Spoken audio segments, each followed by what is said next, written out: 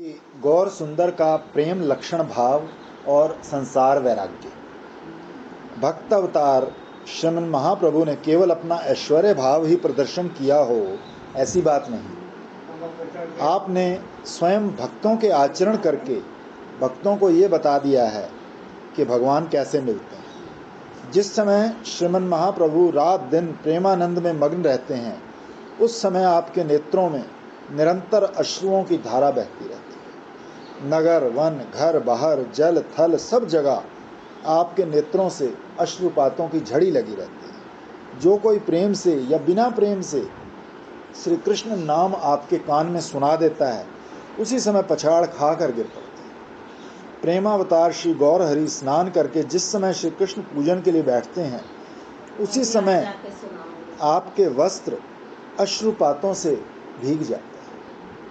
श्री निमाई चांद और वस्त्र धारण कर फिर प्रीतम की पूजा के लिए बैठते हैं, परंतु फिर नेत्रों से गंगा बहकर उनको भिगो देती है। श्री गौर हरि पुनः स्नान करके वस्त्र बदल कर तब श्री ठाकुर जी की पूजा करते हैं, किंतु बार बार अश्रुओं से वस्त्र भीग जाते हैं। इस प्रकार एक दिन बहुत बार वस्त्र बदलने पर भी जब आप पूजा नहीं कर सके, तो दुखी होकर श्री गदाधर से बोले, गदाधर, मेरा सौभाग्य अब इस योग्य नहीं जो मैं श्री कृष्ण का पूजन कर सकूं। बस अब आप ही श्री कृष्ण का पूजन किया करो। जिस समय श्री गौर हरि द्वार बंद करके संकीर्तन करते, उस समय संकीर्तन की तुमुल ध्वनि से अनंत भुवन पवित्र हो जाते। इस समय जो जो भाव श्रीमन महाप्रभु में प्रकट होते हैं, वो सभी अकथनीय हैं। उनको समझना अत्यंत कठिन है। कभी तो आप अपने को गोपीजन वल्लभ मदन गोपाल बताते हैं, कभी श्री कृष्णचंद्र का नित्य दास बताते हैं। श्री गौर हरि की इस समय प्रेमोन्माद दशा हो गई। जब कभी आप श्री गोपी भाव से विभावित होकर गोपी गोपी जपने लगते हैं, तब यदि आपसे कोई कृष्ण कृष्ण जपने के लिए कहता है, तो आप उसको धमका कर कहते हैं, तेरा कृष्ण तो ठग है, उसका भजन करना ठीक नहीं। आप स्त्रीजित होकर भी स्त्री के नाक कान कटवा डाले और बाली को व्याग की तरह मार डाला, बस ऐसे धूर्त की कथा मैं नहीं सुनना चाहता। कभी कभी आप गोकुल गोकुल पुकारते रोने लगते हैं, तो कभी वृंदावन का नाम लेकर रुदन करने लगते हैं। कभी चित्कार करते हुए कहते हैं, देखो वो सिंह व्याघ्र भालुओं के झुंड आ रहे हैं। आपको इस समय दिन भी रात और रात में दिन भासता है। ये सभी लीलाएं लीलाचल में हो गया ना। कभी कछुआ बन जाते, कभी कैसे रहते। कृष्ण विरह कातर श्री गौर हरि कभी कभी गंभीरा हाँ अपने घर को छोड़कर भक्तों के घर ही निवास करने लगते हैं। कभी श्री माता को संतुष्ट करने के लिए संसारिक बातें भी करने लगते हैं। श्री नित्यानंद प्रभु सुयोग पाकर प्रेमानंद में मग्न होकर नदिया में परिभ्रमण करते हैं। प्रेम दाता श्री निताई चांद प्रत्येक घर में जा जाकर प्रेम दान करके लोगों को कृतार्थ करते हैं। श्रीवास आदि भक्तवृंद श्री अद्वैत प्रभु को साथ लेकर संकीर्तन आनंद का विस्तार करते हैं। राधा शक्ति श्री गदाधर जी निरंतर श्री गौर हरि के साथ रहकर उनकी सेवा करते हैं। गदाधर जी, आप धन्य हैं जो क्षण मात्र को भी श्री गौर सुंदर से दूर नहीं होते। आपको इस दीनहीन का कोटिशों प्रणाम है। आप कहते हैं, जिस समय श्री गौर हरि के हृदय में भाव तरंगें उठती हैं, तो वो कहते हैं, मैं यहाँ नहीं रहूँगा, वृंदावन भूमि का दर्शन करने जाऊँगा। ये कहकर फिर रुदन करते हुए कहने लगते हैं, हाय मेरा श्री वृंदावन, मेरी श्री यमुना जी कहाँ हैं? बहुलावन भांडेरवन श्री गिरिराज कहाँ हैं? मेरी प्यारी श्री राधा ललिता विशाखा सखियाँ सब कहाँ हैं? श्री नंद यशोदा कहाँ गए? श्री दाम सुदाम वसुदाम सभी सखा कहाँ गए? धवली श्यामला गौएं कहाँ हैं? ये कहते कहते भाव ने पलटा खाया, दास बन गए। दांतों में तृण लेकर रोते हुए कहने लगे, हाय मैं इस दुस्तर संसार सागर से किस प्रकार पार होऊंगा। कहाँ जाने से मेरे को नंद नंदन श्री कृष्ण चंद्र के चरणारविंद मिलेंगे। श्री गौर हरि ने यज्ञोपवीत भी तोड़ डाला। तभी तो महानुभावों ने लिखा है कि श्री कृष्ण के विरह में जो ना करने योग्य है वो भी करना पड़ता है। श्री गौर सुंदर श्री हरिनाम उच्चारण करते हुए दीर्घ निश्वास छोड़ रहे हैं। अश्रुधार बह रही है, पसीने से सर्वांग सराबोर है। बात यह है कि श्री गौर हरि भाव रस सागर हैं। आप कभी श्री कृष्ण भाव को धारण करते हैं, कभी श्री राधा भाव को। जब कभी आप श्री राधा भाव में निमग्न होते हैं तब हा कृष्ण कहते हैं, और जब कृष्ण भाव में निमग्न होते हैं तो हा राधे पुकारते हुए अधीर हो जाते हैं। कभी भावानंद में निमग्न हुए आपको वृंदावन लीला का स्मरण होता है तो श्री गंगा जी आपको यमुना जी लगती हैं। फूलवन वृंदावन और सब सखागण ब्रज की कामिनियां दृष्टिगोचर होती हैं। उस समय खोल, करताल, मृदंग आदि सब बाजों के साथ संकीर्तन ध्वनि रूप वंशी बजाकर श्री नदिया बिहारी ब्रज बिहारी हो जाती है। उस समय श्री गौरचंद्र साक्षात रास बिहारी श्री कृष्ण चंद्र दिखती हैं तथा श्री गदाधर श्री राधा जी और नरहरि सरकार राधा रानी की अतरंगा सखी मधुमती दिखाई देती है। इसके अतिरिक्त भक्तों को गोप गोपी सभी का श्री गौरचंद्र के साथ दर्शन होता है। इस प्रकार नदिया की संकीर्तन लीला साक्षात श्री रास लीला है। चंद्रमा उदय होने पर श्री कृष्ण वियोग में गोपियों की जो दशा होती थी वही दशा आजकल श्री गौरचंद्र की है। श्री शची माता तथा प्रिया जी को श्री गौर सुंदर का उत्कट वैराग्य देखकर बड़ा कष्ट होता है, परंतु मन ही मन घुलने के सिवा और क्या कर सकते हैं। श्री गौर किशोर ने वैराग्य की पराकाष्ठा दिखा दी है। भक्तों को श्री भगवत प्राप्ति के लिए वैराग्य की शिक्षा श्रीमन महाप्रभु से ले लेनी चाहिए।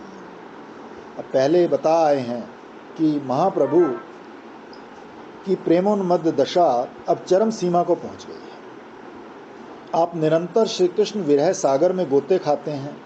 संसारिक सुख आपको विष तुल्य लगता है। एक दिन का वर्णन है, आप इसी अवस्था में अंतःपुर में विराजमान थे और श्री अद्वैत प्रभु, श्रीवास पंडित, गोला बेचा श्रीधर, श्री गदाधर पंडित, श्री सनातन मिश्र, श्री चंद्रशेखराचार्य रत्न, श्री सुदर्शन पंडित आदि प्रधान भक्त बाहर बैठे हुए श्री गौर हरि के दर्शनों की प्रतीक्षा कर रहे थे। इसी समय आपने सबको भीतर ही आने की आज्ञा दी।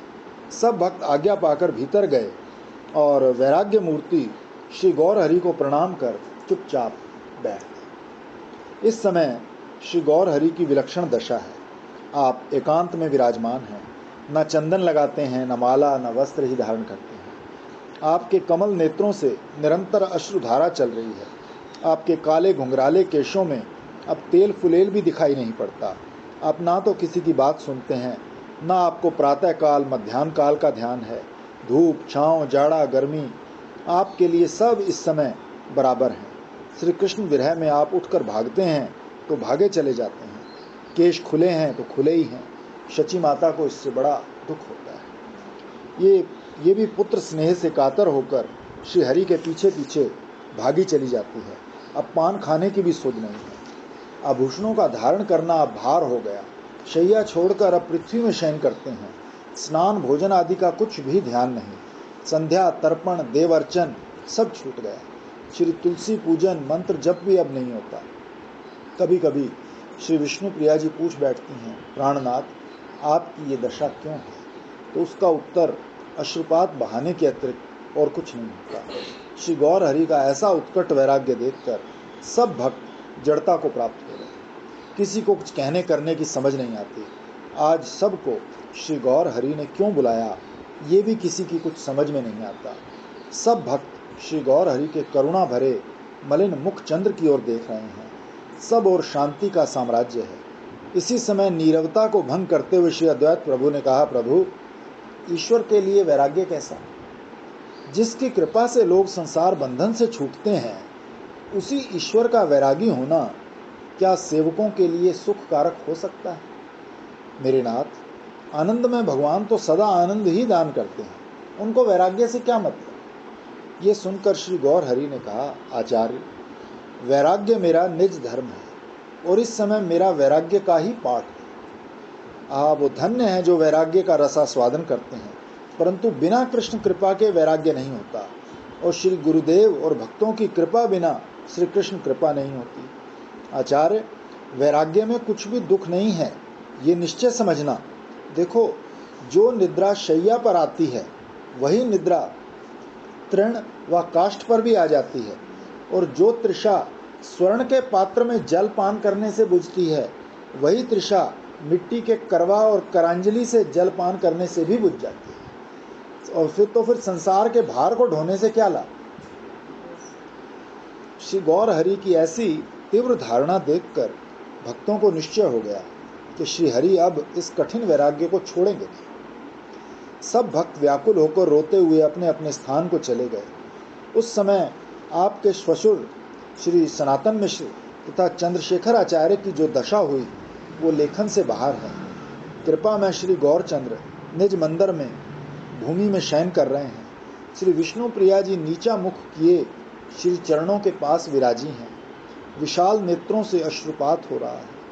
अब रोते रोते गदगद कंठ से प्रार्थना करती हैं, स्वामिन, प्राण वल्लभ, हृदय सर्वस्व, आपका वैराग्य स्वधर्म है तो क्या इस दासी को छोड़कर चले जाओगे? हृदयेश, जहाँ आप जाओगे मैं भी वहीं आपके संग चलूंगी, क्योंकि पति सेवा करना ही तो स्त्री का धर्म है। प्राणनाथ, लोग चाहे कुछ भी कहें पर मैं आपका साथ कदापि नहीं छोड़ूंगी। जीवन धन, ये आपके ही मुख से मैं सुन चुकी हूँ कि श्री रामचंद्र जी सीता को, युधिष्ठिर द्रौपदी को और राजा नल दमयंती को अपने साथ ले गए थे। हे नाथ, आप भी इस दासी पर दया करो। श्री गौर हरि 14 वर्षीय बालिका विष्णु प्रिया की मर्म स्पर्शी वार्ता को बड़े ध्यान से सुन रहे थे। प्रिया जी को वैराग्य का उपदेश देते हुए बोले, प्रिय, यहाँ कोई किसी का माता पिता भाई बंधु नहीं है, सब अपना अपना कर्म भोगने को मिलते हैं। जीव को माया से मोहित होकर प्राणनाथ श्री कृष्ण को नहीं भूलना चाहिए। इस संसार में जो कुछ देखने में आता है सब पद्म पत्र स्थित जलवत क्षणस्थायी है। जीवन, यौवन, धन, जन सब नाशवान है, यहाँ कोई किसी का नहीं है, सब मिथ्या महामोह है। विष्णु प्रिय, तुम मेरे इस उपदेश को हृदय में धारण करो, इसी में तुम्हारा गौरव है। स्त्री सहित संन्यास की कोई विधि नहीं है। प्रियतमे, तुम नवद्वीप में ही वास करना, कारण कि ये तुम्हारे पति की जन्मभूमि है। अरुणोदय में उठकर श्री गंगा जी में स्नान करना, फिर घर आकर मेरे धारण किए हुए वस्त्र धारण करना, उसके पश्चात नित्य एक मुट्ठी चावल निकालकर एक और धर लेना, फिर उसमें से एक चावल लेकर हरे कृष्ण कृष्ण कृष्ण हरे हरे, हरे राम राम राम हरे हरे। चावल शाम को हो जाते, उसमें आधा दान कर देती और आधे इतने में जिंदा रहेगी। तो ये 16 नाम 32 अक्षर का महामंत्र बोलकर उस चावल को दूसरी ओर धर देना। इस प्रकार 3 प्रहर तक जितने चावल महामंत्र से शुद्ध हो जाएं, उन्हीं का पाक बनाकर तुलसी मंजरी छोड़कर श्री कृष्ण के भोग लगाना, फिर उससे ही वैष्णव सेवा, अतिथि सेवा आदि करके अवशिष्ट प्रसाद से अपनी क्षुधा को शांत करना।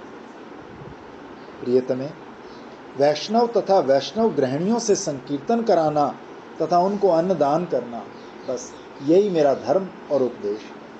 इसके पालन करने से मेरे को बहुत संतोष होगा। ये कहकर श्री गौर हरि कुछ देर के लिए मौन हो गए। बाला विष्णु प्रिया प्राणनाथ श्री गौर हरि का उपदेश सुन रही थी और लगातार अश्रुपात कर रही थी। कुछ देर में श्री गौर हरि फिर बोले, सती, जो पति धर्म की रक्षा करती है वही पतिव्रता कहलाती है। इस नवद्वीप में तुम ही कल्पलता हो। प्रिय, विलाप मत करो, पति की आज्ञा पालन करना ही सती का धर्म है। पति की आज्ञा को छोड़कर और क्या धर्म है। वैष्णव जननी, यहाँ रहकर तुम नवद्वीप की रक्षा करना और कलिग्रस्त जीवों से संकीर्तन कराकर उनका उद्धार करना। प्रिय, यदि तुम यहाँ नहीं रहोगी तो लोग संकीर्तन को छोड़कर प्रमाद करने लगेंगे। महंत तथा उदासियों में लड़ाई छिड़ जाएगी। तुम यहाँ रहकर सबको धर्म पर चलाना प्रिय, पिता के बिना पुत्र जी सकता है, पर माता के बिना उसका जीना भारी हो जाता है। इसलिए तुम नवद्वीप में ही रहकर रक्षा करना और जिससे तुम्हारी सास सुखी रहे वही काम करना, ये मेरी आज्ञा है। प्रियतमे, तुमको छोड़ने में मेरे को सुख नहीं, परंतु क्या करूं? यदि वैराग्य धारण नहीं करता हूं तो संसार में मेरी निंदा होती है और कली में धर्म का प्रचार भी नहीं हो सकता। प्रिय, युग धर्म को मैं ही धारण नहीं करूंगा तो और कौन धारण करेगा? तुम स्वयं विचार करके देखो। ये उपदेश श्री विष्णु प्रिया जी के शुद्ध कलेजे में लिखा गया। चतुर चूड़ामणि श्री गौरहरि भी उपदेश देकर मौन हो गए, परंतु प्रिया जी का हृदय इस उपदेश से अत्यंत उद्विग्न हो गया। ये देखकर करुणा सागर श्री गौरहरि ने प्रिया जी को अपने शीतल हृदय से लगा लिया। बस अब तो श्री विष्णु प्रिया जी की सब वेदना जाती रही और वो उपदेश कुछ दिनों के लिए हृदय के अंतिम पर्दे में चला गया। श्री प्रिया प्रीतम का पूर्ववत प्यार होने लगा। श्री गौरहरि अहर्निश ब्रज रस में ही निमग्न रहते हैं। जो कोई भक्त ऐसे बताया ना कि आज्ञा ले ली, ऐसे लीला में तो बताते हैं कि माँ के पास गए तो उसने कहा मैं तो बूढ़ी हूँ, मेरा तो कुछ नहीं है, मेरी तरफ से आज्ञा है, तो विष्णु प्रिया की आज्ञा ले लो। तो विष्णु प्रिया के पास जाते हैं आज्ञा लेने, तो वो कहती है कि मैं तो जवान हूँ, मैं अपनी काट लूँगी, तुम बूढ़ी माँ से करो। कैसे करके इस लीला में हमने ये देखा, ये इसने और तरह से। अब देखो आगे जाने के टाइम जो कोई भक्त मिलता है उससे ये कहते हैं कि भाई ब्रजराज किशोर कहाँ मिलेंगे, कहाँ जाऊं, क्या करूं? श्रीमन महाप्रभु के दर्शन करने के लिए नाना देशों से अनेक साधु भक्त आते रहते हैं। एक दिन सन्यासी प्रवर श्री केशव भारती भी श्रीहरि के दर्शन करने को अकस्मात इनके घर पधारे। आपकी कुटिया कटोया ग्राम में एक वट वृक्ष के नीचे है और आप अत्यंत निष्ठावान परम कृष्ण भक्त ब्राह्मण हैं। श्री गौरहरि ने श्री केशव भारती के दर्शन कर दंडवत प्रणाम किया और बैठने को सुंदर आसन दिया। इस समय भी श्री गौरहरि के नेत्र कमलों से अश्रुधारा बह रही थी।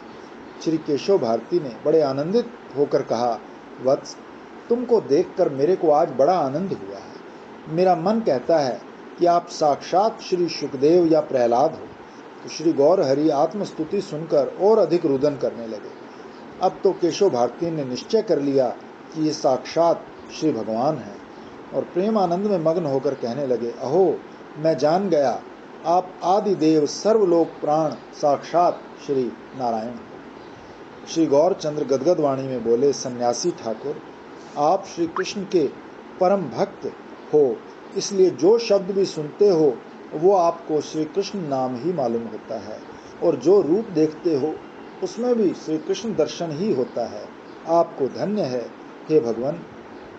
आप जैसे श्री कृष्ण चंद्र के अनुरागी हो ऐसा मैं कब होऊंगा, और आप जैसा वेश धारण करके श्री कृष्ण से मिलने के लिए देश विदेश घूमता हुआ प्राणनाथ श्री कृष्ण को कहाँ पाऊंगा।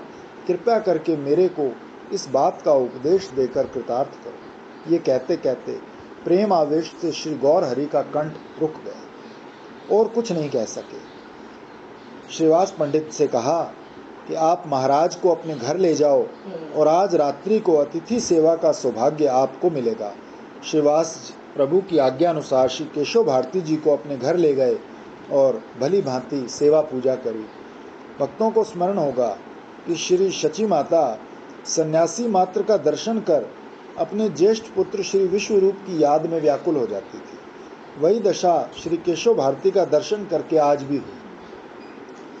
उन्होंने अपनी बहन सर्वजया देवी को बुलाया और बोली, बहन, मेरा निमाई सन्यासियों को देखकर बड़ा आनंदित होता है और मेरा हृदय विश्वरूप की याद करके फटता है।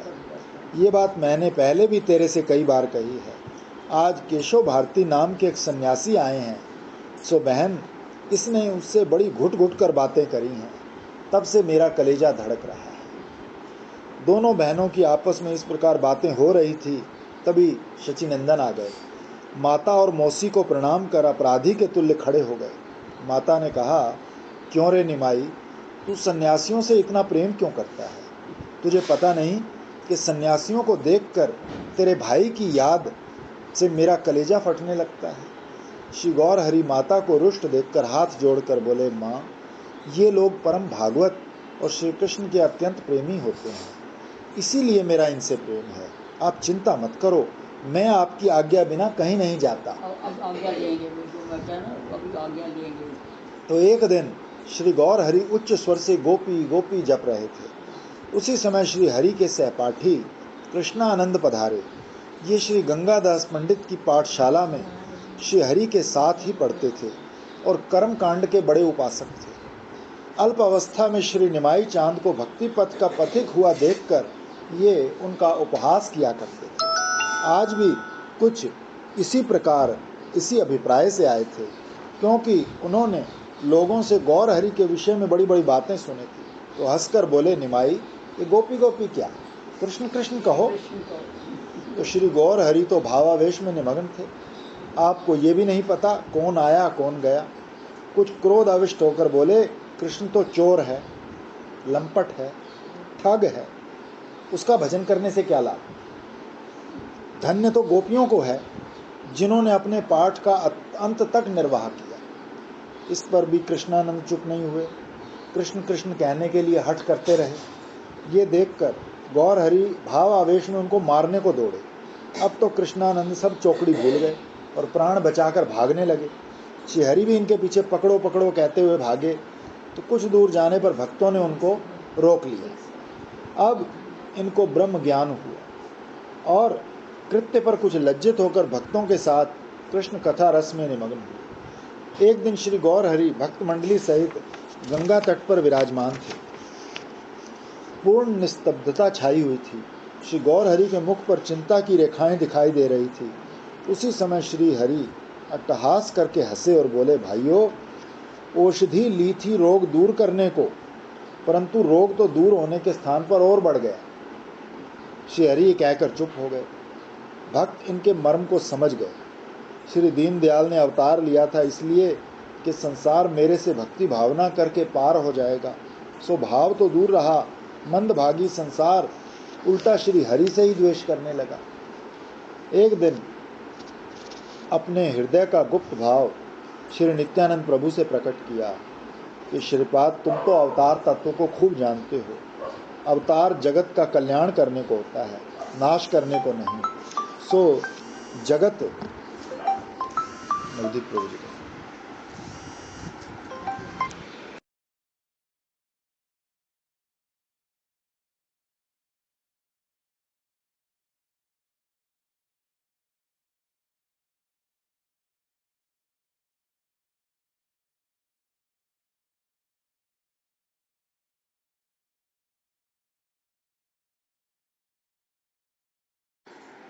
केले लेके चल।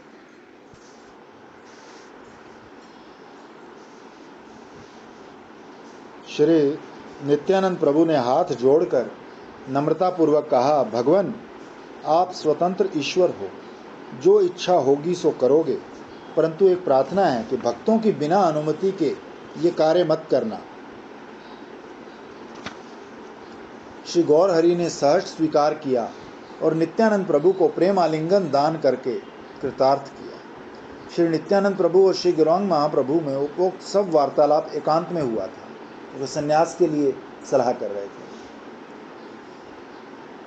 एक दिन श्रीमन महाप्रभु भक्त मंडली सहित श्री गंगा तट पर विराजमान थे। भक्त और भगवान में प्रेमालाप हो रहा था। उसी समय श्री गौर हरि मुस्कुराते हुए बोले, मित्रों, आज रात मैंने एक विचित्र स्वप्न देखा। एक महापुरुष आए, उन्होंने मेरे को संन्यास मंत्र सुनाया। वो ज्यों का त्यों मेरे को कंठस्थ है। तभी से मेरी बेचैनी बढ़ रही है। भक्तों ने कहा, नाथ, इसमें बेचैनी की कौन सी बात है? तो श्रीमन महाप्रभु ने कहा, भाइयों, उस मंत्र का अर्थ है तत्वम असि, अर्थात तू ही वो है। अब यदि इस भाव को लिया जाए तो प्राणनाथ श्री कृष्ण में स्वामी भाव नहीं, बस यही मेरे को परम दुख है। श्री मुरारी गुप्त ने कहा, भगवान, इसमें दुख का क्या काम है? तत्वम असि का षष्ठी तत्पुरुष समास कर लीजिए, अर्थात तू ही वो है, इसके स्थान पर तू उसका है, ऐसा समझ लीजिए। तो सर्वज्ञ श्रीमन महाप्रभु ने इसे पहले से ना समझा हो ऐसी बात तो है नहीं। आपने मुरारी गुप्त के मुख से तत्वम असि इस वेद वाक्य का वास्तविक अर्थ प्रकाशित कराया। प्रायः लोग इसका अर्थ ठीक नहीं लगाते, सो उन्हीं को समझाने के लिए श्री हरि ने ये लीला की है। मुरारी गुप्त के कथन से श्रीमन महाप्रभु को कुछ आनंद मिला। बोले, तुमने तो ठीक ही कहा, शब्द शक्ति से ऐसा हो जाएगा, किंतु मेरा मन ऐसा बेचैन हो रहा है कि कुछ समझ में नहीं आता। ऐसा कहकर श्री गौर हरि रोते रोते मुकुंद के घर पधारे। श्री विश्वम्बर का दर्शन कर मुकुल प्रेमानंद में मग्न हो गए। श्रीमन महाप्रभु को दंडवत कर आसन पर बिठाया। अब श्री गौर हरि ने मुकुंद को कृष्ण विषयक मंगल गीत गाने की आज्ञा दी। आज्ञा पाकर मुकुंद गाने लगे। श्री गौर हरि प्रेमानंद में निमग्न होकर श्रवण करने लगे।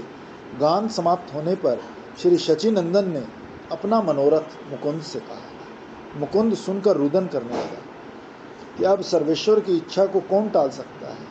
बोले, करुणा सागर, आपकी जो इच्छा होगी वो तो होगी ही, परंतु इस दिन की प्रार्थना है कि यहाँ कुछ दिन और निवास कर हम लोगों को कीर्तन आनंद से और आनंदित कर।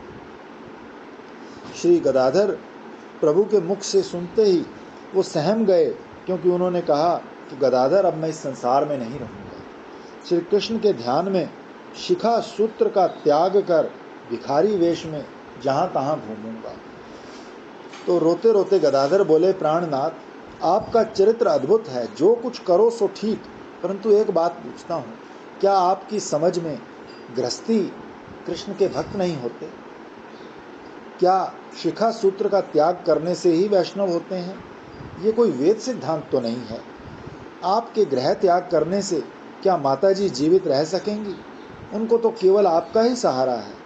ऐसा करने से आपको सर्वप्रथम मात्र हत्या का अपराध लगेगा। आप घर में रहने से क्या कृष्ण में प्रीति नहीं होती? घर तो सब आश्रमों का आधार है। इस पर भी यदि आपको संन्यास लेने में ही सुख है तो जैसी आपकी इच्छा वैसा करो। भक्त वत्सल श्री गौर भगवान गदाधर के वचन सुनकर कुछ नहीं बोले।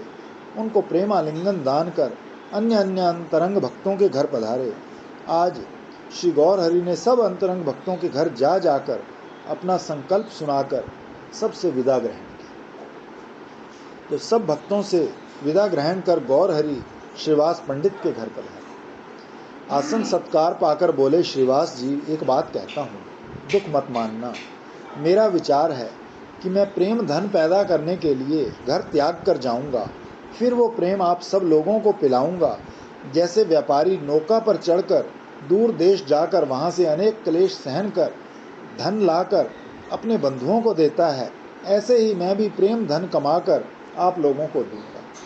तो श्रीवास जी रोते रोते बोले, प्रभु, आपके बिना हमारा जीवित रहना असंभव है। प्राणनाथ, जो व्यापारी को बंधु जीते मिल जाएं तो उनको वो धन देता है, और मर जाएं तो उनका श्राद्ध तर्पण कर देता है। इसलिए हे नाथ, जो आपको जीवित मिले उनको आप प्रेम धन दे देना, और यहाँ तो आपके वियोग में मरण ही दिखता है। कितना प्रेम है उनके पार्श्व पर। गुरु नानक साहब ने लिखा ग्रंथ साहब में, झेक उन्होंने जीवना जो प्यारे पीछे जीवन, और ये कहते शरीर 5वें गुरु जब उनका गुरु पधार गया तो उन्होंने झिकार है इस जीवन को, जो प्रेमी चला गया उसके लिए जीवित रहे, इसी वक्त प्राण छोड़। श्री गौर हरि मुख नीचा किए हुए चुपचाप सुनते रहे और कुछ उत्तर न देकर मुरारी गुप्त के घर पधारे।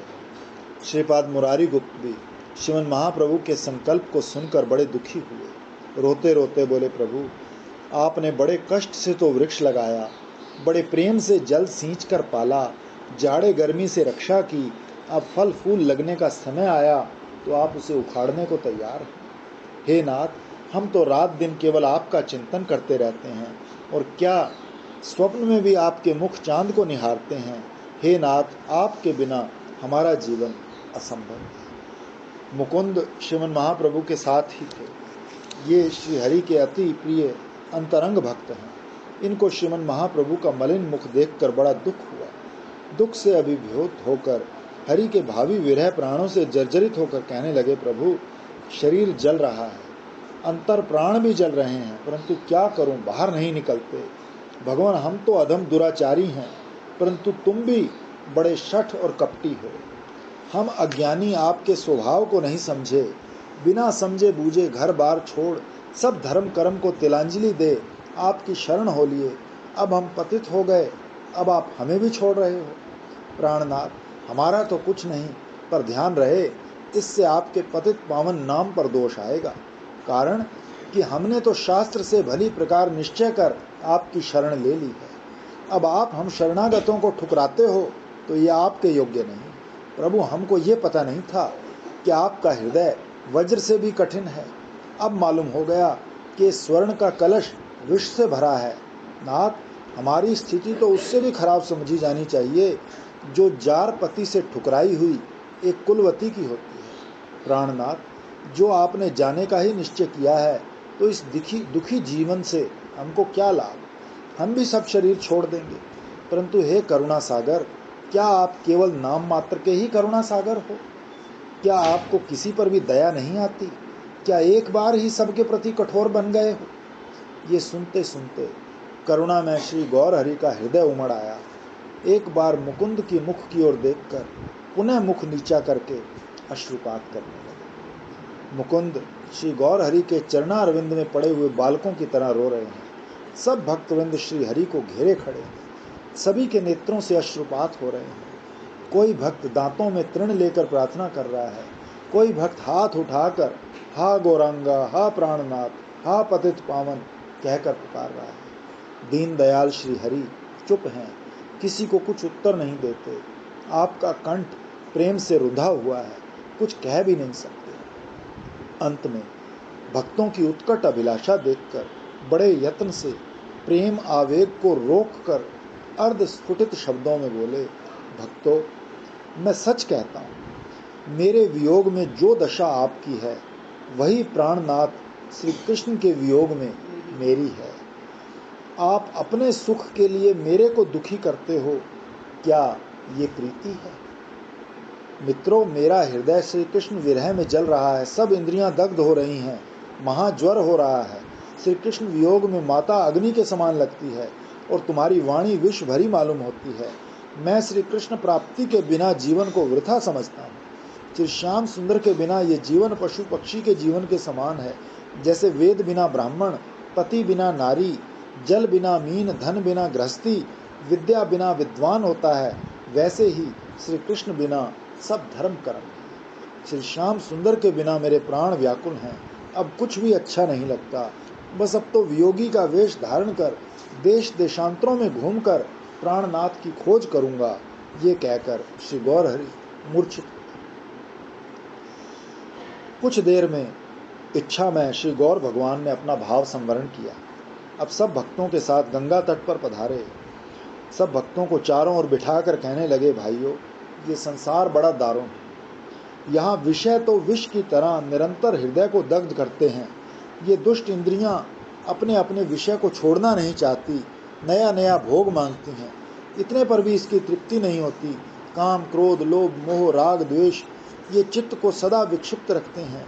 वर्ण, आश्रम, धर्म, जाति, कुल का अहंकार ये इस मन का कभी पीछा नहीं छोड़ते। भला बताओ, अब श्री कृष्ण भजन में कौन सहायता करे?